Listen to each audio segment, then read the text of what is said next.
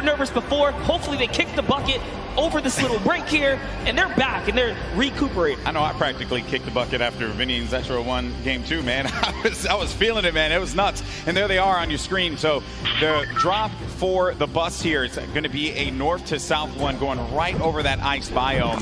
It's going to cut pretty much center of the map there. And Vinny and Zextro, I'm very happy that they're performing this well, Monster. This is a duo that had so much success. Even going into the World Cup qualifiers, we all were like, yeah, this is a duo that definitely should make it. This is a duo that, hey, they could even win the whole thing. Yeah. And then tragedy struck as Zextro had a few problems with you know, arthritis and different things with his hands. And I'm make sure I'm getting that right. And I'm just bummed out about that.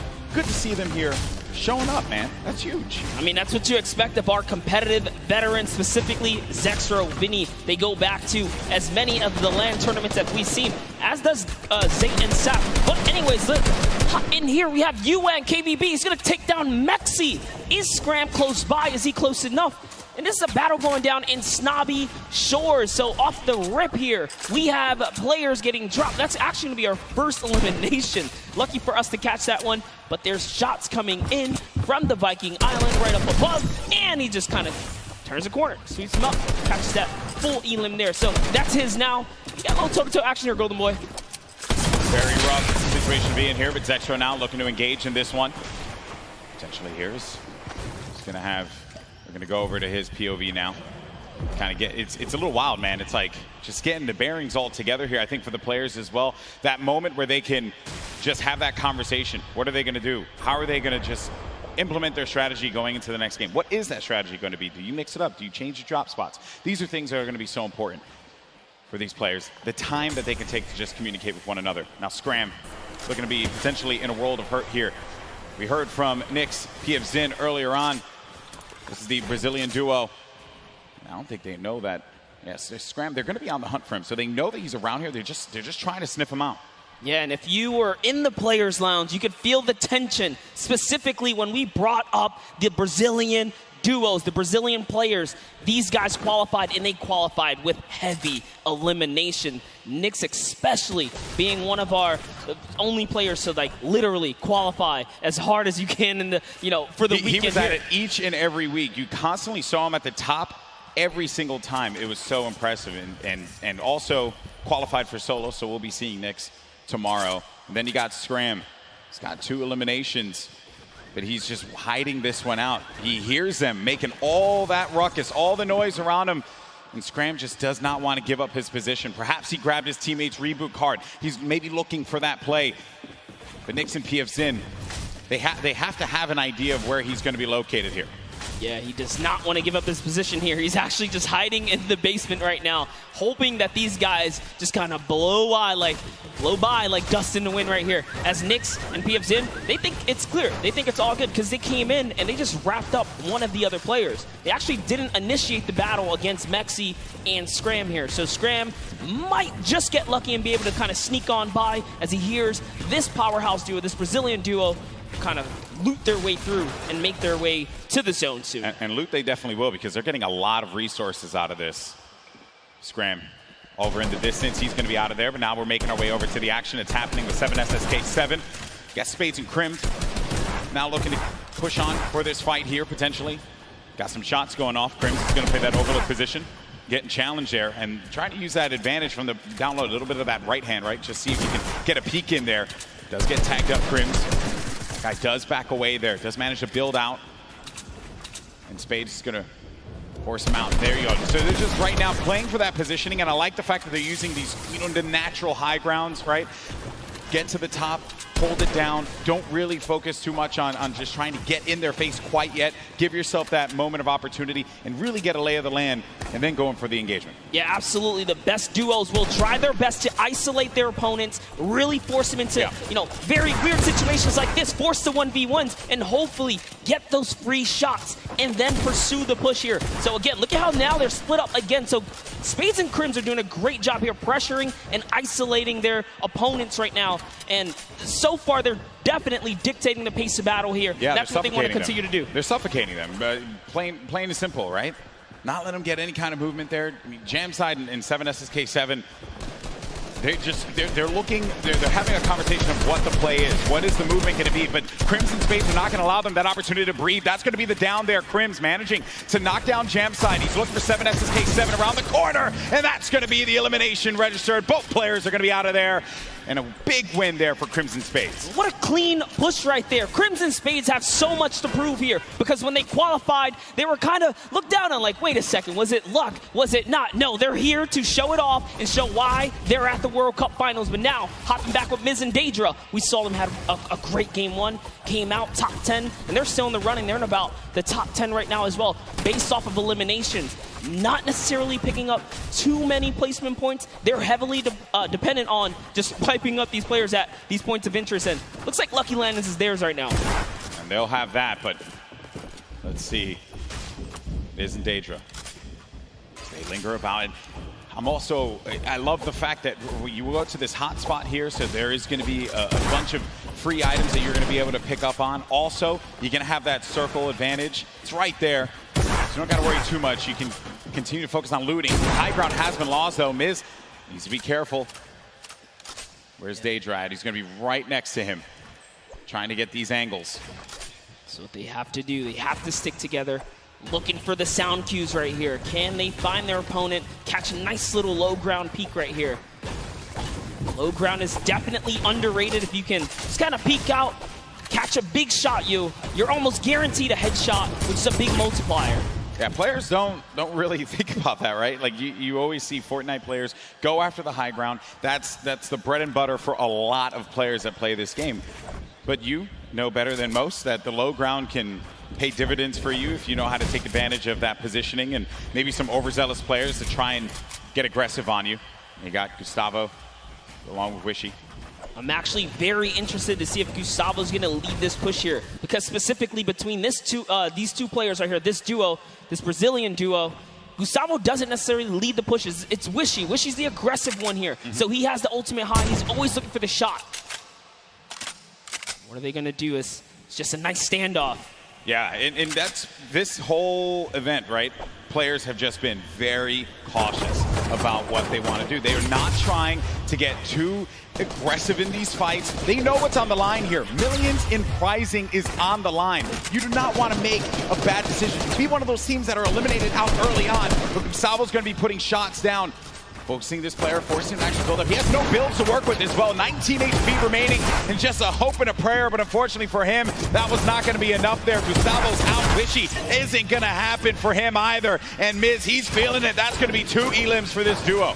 You gotta love the snarky little smirk right there on his face when you get those 2 points. Smirky. Feels so good. It's really good. It feels really good.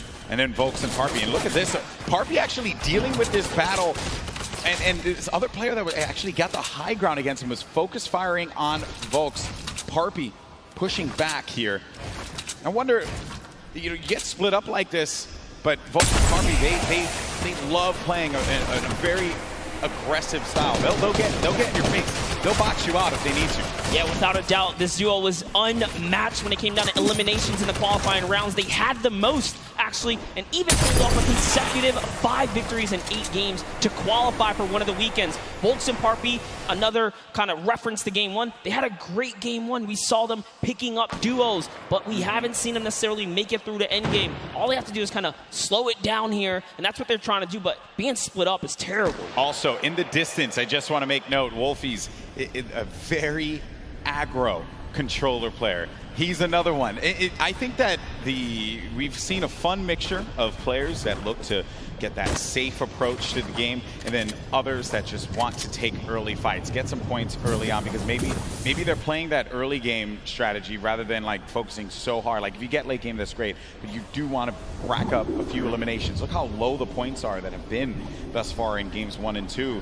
Get yourself a few elims and then maybe manage to make it to that top 15, which is very hard given how many players have stayed alive in this game.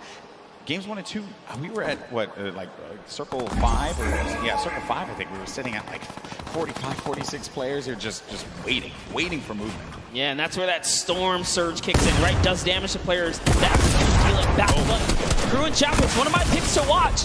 Have sort of been struggling in the format so far. I guess when the real pressure's on, the environment shifts, right? Everything changes. That's right. That's right. Everything changes here, and Crew does manage to get that shot off, or attempted to, with that tactical shotgun. It was not going to get the connection necessary there, but it did put the fear in the player to have to back away. Both players, well, respecting the space from one another. The stinkers come out. Crew and Chapix having to get out of there, and they're going to use those, I believe, the shockwave nades to just fly on out of there. Didn't see the purple over their bodies there, but they were able to fly on out of that fight. Could have gotten real risky for them. I was going to say, that was a respectful disengage. You only got 6 games here, 2 of which have happened. Yeah, they need big performances. They have to push towards placement and end game. So good on them to kind of back up. And when you have stinkers, there's no defense against it. You get chunked down right through your builds. It really is annoying to go against. And speaking about the stinkers here, Epic Whale's under pressure right now, and that's just going to chunk him down. They force him off of the campfire, and we'll see if he returns to it. Yep, here you go. Yeah, you're only going to get so much time with that campfire. Epic Whale along with 40R Storm. This is a Week 10 qualified duo. Last moment you could possibly have it happen, and they managed to pull it off. Maybe this could be the game for them. Another dominating duo in the scene, Airwalks and Nikov. Airwalks winning the Pro-Am yesterday 2 times now. This is a whole new ball game. Best players in the world in this lobby. It's not going to be a cakewalk, and he knows that. It hasn't been the best run thus far for Airwalks and Nikov. Yeah, and it was their last final games there. Notice the text right there. The fast track, Airwalks and Nikov qualified for the Fortnite World Cup in their final 7 games. That's intense. They were struggling so close on the cusp every single weekend, so close to qualifying. If it was 5 placements, they were 6 or so like that. It was that close for them. But jumping in here, Crew is going to put some pressure down, and it looks like his teammate has been traded out as well. He's already gone. Also going to see some eliminations over in the feed as well. You got Crew who just cleaned up on Volks, but Septic took out X-Mend. And then I think I saw XXM pop up there on the receiving end of a shot there, so we'll be out of the action as well. Crew by himself has 1 elimination. Going to be looking to get as many points as possible. Now we're going to be sitting with 40 duos left alive. We're going into the next circle here in just a little bit. It's going to start to collapse. Salty Springs is going to be the point of interest for all of our players here. Got a lot of bodies that are going to be lingering outside. Some that are even as far out as Dusty Divot, like on the northern end of it, sticking around there. So maybe trying to get some last-minute loot, perhaps. We'll have to see. Here is Parpy looking for that peak. Volks and Parpy always tend to stay together, but wait a second, that was a tricky little shockwave right there. He did try to sneak his way into the build. He takes the wall. What are you going to do with it? Crew still looking for the replacement here. He gets it on land, takes the wall. 184! Crew's excitement, you can feel it from here. That was a huge shot. With the new tactical shotgun, the legendary. That's right. When you're feeling it, man. He went right for the fight. Ambitious, the young player there from Sweden, 15 years of age, man, and he's playing for millions of dollars. So many of these players, they're just young ones. We have a lot of young fans here in the arena today. Maybe next year this could be them. And then you got a few of the veterans. Zexro, Vinny, saw Nate Hill, as well as Funk Mongrel, Mitro, Aiden there in the corner of the screen. And back over to our Game 2 winners, Zexro and Vinny. No eliminations to their name thus far. I mentioned Wolfie's the aggro controller player. He went right for Nyx and to take him out on that one. Yeah, I definitely want to see Wolfie hopefully catch some more highlights before the weekend's over. Touch base with him. He's a great kid, definitely enthusiastic about being here at the World Cup, and he feels totally prepared. He's ready to represent. He's one of the few controller players to actually qualify for this weekend. This is a big weekend for a lot of players, obviously, clearly. Here you have Cease and Elevate. They haven't found the rhythm. They've been a little quiet, man. They won WSOE, a great duo that has had success in the past, but this has just not been their game so far. Got to get something to turn it around. The talent is certainly there. I think I saw someone on the Fortnite competitive Reddit mention, why is no one talking about Cease and Elevate? And I think it's just important to note that in order for us to talk about it, they got to start doing some things. And I think games 1 and 2 has not been their game. Yeah, and I mean, we were there in the warm-up rounds. A lot of players were not necessarily revealing strategy, but whoa, that's a huge shot on Ziff right there as Mitro sends one flying down the field right there. Sent him packing. Dear me. All right, so back into the action at hand. We're gonna have 36 duos left in this. Notable names, obviously, Mega and Dubs. Benji Fishy, Mr. Savage. A lot of people in the crowd popped for Benji Fishy when he walked out, as well as Mr. Savage.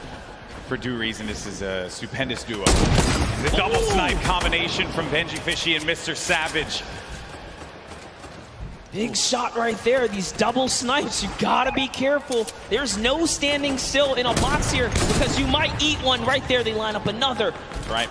Not quite successful that time around, but hey, all damage matters. Storm Surge, you want to be dealing damage. You cannot stay idle. There are no free passes at the World Cup. Look what happened in game 1, man. The Storm Surge claimed a lot of victims. You have to be engaging in fights. You cannot stay still. There's Fwexy and Letwick on the move. Nyrox right behind him. Cooler organization. Benji Fishy's going to be down. Just saw that one off on the side. Mr. Savage now having to deal with a player that had engaged on him. He's going to get built above. He just needs to wait this one out here, but Benji does get cleaned up. Yeah, that was going to be Fwexy. And that was such a sneaky ambush right there. He used the shadow bomb, pushed up. Notice Benji was kind of over-peeking, harassing players with that sniper. You cannot hold down scope right there. He ate a shotgun to the face, and that's why Benji goes down. And I love what Savage did here. He just went for high ground. He had to immediately get out of there and leave his duo behind. So what can Mr. Savage do? One of the best mechanical players here today. What can he do by himself? It's not going to be easy. Not with a lobby like this.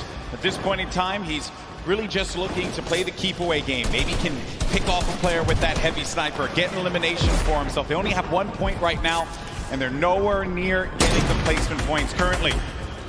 But he's still looking to harass some players. Put some pressure on them. Now you see that half in, half out circle. Only 2 duos are going to be inside of there. So everyone's going to have to start to move over to that east side. It's going to be a struggle for so many players. They're starting to make the moves right now. They want to try and gatekeep, prevent these players from getting inside. This is a team we want to watch right now during this rotation. Mongrel and Mitro, they are masters at executing, especially when they have mobility like this to cut across the field. They are on the hunt right now, and there's no reason for them to rush. Once they spot out someone, they're gonna pounce. They're gonna jump on that target. Yeah, they're gonna wait for you to make that mistake. And with the nerves at an all-time high here, players are certainly gonna make that error in judgment. Saw it happen in scrims when we were looking at players just getting warmed up. So much at stake here, but there's the launch pad. It's going to go out now. Need to be wary of just getting beamed in the sky. So many times you think that you're just going to be sailing away with no problem, not a care in the world, and then you just end up losing all of your shields, all of your HP, and then that's it. You're done. I've seen it countless number of times. People tweet out, you know, you fly across, you get taken out the sky, but it's all about timing. Neither Mitro nor Mongrel were shot once on that rotation, and it was masterfully done right there. And whoa, it looks like they're tracking so beautifully. Catches someone trying to just kind of rotate on by in a shadow bomb, but that was not enough.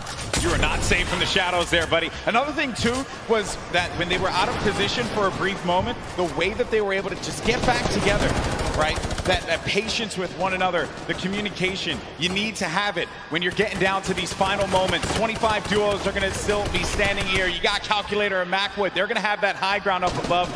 You shouldn't be comfortable just yet, because anything can happen here. Look at where that next circle is going to be going. Moves need to be made. With that RPG, I mean, they can basically take high ground at any given moment that they want nor choose. Calculator looking around, already on 4 eliminations for Macwood. Macwood did say he's the fragger of the duo. We'll see if Calculator can keep up right now. I am just poking good fun because Calculator loves to talk a big game on the social medias. He really does, man. He's a character without a doubt. But right now, there's no fun and games to be had. This is game 3 of the Fortnite World Cup Finals. It's time to put up or shut up for a lot of these players. And look at that, wasting no extra mats. They do not waste more than they have to. This was earlier on. An elimination onto Mongrel and Mitra. There you have it. Out of the game once again. That duo, European powerhouse, gonna pay there to Dubs and Mega. So far, so good. Maxwell, again, just holding this positioning right here. He is gonna get blocked out with his teammate accidentally, but it's all good. This is still his ground to control right now. They have clear control of the skies here. And they have a ton of builds to work with as well, Monster. 4 eliminations for Macwood. A great game for him thus far. That's 4 points for this duo, but he's going to be taking some shots. Has to be careful there. And there you can see the lay of the land, Monster. Yes, the placement thresholds will be divvied out soon. There goes the Storm Surge already ringing down on players. Jay has to make a big move. Doesn't matter. Zate is going to wrap up right here as Keys goes down as well. And the shots are flying. And you can just look at the overhead, the chaos that's going on in the mid-ground specifically. And look who's still in this, Saf. They're going to be in first place. If they keep this going, another dominant game for them, another high-placing game could be the difference maker to keep them in that first place position. Up on the high ground, Calculator and Macwood putting down shots yet again, not giving players any moment to be comfortable whatsoever. Look at the names that are here, though. The Rockets now starting to fly by Wolfies. Wolfies having to defend himself. Zate's going to be out of this one, so now it's going to be up to Saf. And Saf, he had to see his teammate go down, but his back's going to be to the Storm there. Now looking at Mega, who's waiting this one out. He knows on the right side of your screen, you can see it down low, that these players, they're going to try and force their way into his box, so he has to play defense. He has to disengage. And there's Saf, who just lost his teammate Zafe. Now he's going to be running this one solo. And then up above, it's Macwood and Calculator. This whole time, they picked up 3 eliminations from that whole exchange, Monster. That's exactly where you want to be. They're still putting this pressure down. And Zaf is looking for one, but it's Vinny who's going to take him out right there. So Vinny's going to find his first elimination, and he has so much health. He is in the game right now, although by himself, because Zexro is down. And now Oslo, Bad Sniper, one of the few duos that are still left in this game right here. Arkham somehow, with a masterful rotation, he's still in as well. Bad Snipers at 11 eliminations with Oslo here. Wow, unreal stuff. Bad Sniper is going to be out of this one. Macwood and Calculator still owning the high ground on the mid. Down below, Dubs and Mega, one of the premier duos here at the Fortnite World Cup Finals. Could they get the high ground and wrestle the control away from Calculator and Macwood? Oslo waiting for Vinny. You can see that engagement down low, but we got to focus on what's going on above here, because Macwood and Calculator, they have their eyes on Dubs and Mega, and they do not want to give them that freedom to dictate where they want to go. They want to try and pinch them. Arkram just eliminated Vinny on that, and it's going to be Oslo and Arkram down low, but you're going to have a clash, a 2v2 in the high and in the mid ground, and Dubs and Mega feeling that pressure, needing to just dial back here, wait a minute, because I think what they're doing is they're just trying to see if they're going to run out of builds eventually. I mean, the play here certainly has just been defense, defense, defense. Yes, that's right. Oslo's now left by himself. All he has to do is time this fight, so long as he doesn't bother them. But Dubs and Mega try to go for the high ground and make a fatal error. They fall to the low here, Golden Boy. This isn't looking good there. Mega and Dubs, they have the low ground, the ultimate low ground. Oslo's going to be outside, but they get the elimination. Calculator and Macwood, they're holding the high ground, and that's the victory royale. Macwood pops off in game 3. 7 eliminations for him, 2 for Calculator, 9 total, plus the victory royale. 19 points for that duo. Crushed it. There was just something about the loadout. Seeing that RPG once they already were holding the best point, the high ground. You just knew pressure, and that's what Macwood did there. What was it, 7 eliminations? Hey, shout out to Calculator too. He got a couple at the end. Yeah, he had his back. Most importantly, Dubs and Mega constantly playing that defense. Credit to Macwood and Calculator for the way that they continue to apply the pressure. And then it was the shock, sending them down low, forcing them into that engagement. Credit to Oslo now, who traps instantly to see maybe he can get a cheeky trap elimination. Didn't work out for him there, but a top 3 placing for him. Certainly got to be happy with that one. And then it came down to the final moment when Calculator and Macwood together were able to push his player with their combat shotties. Boom, that's the game. And look how happy they were there.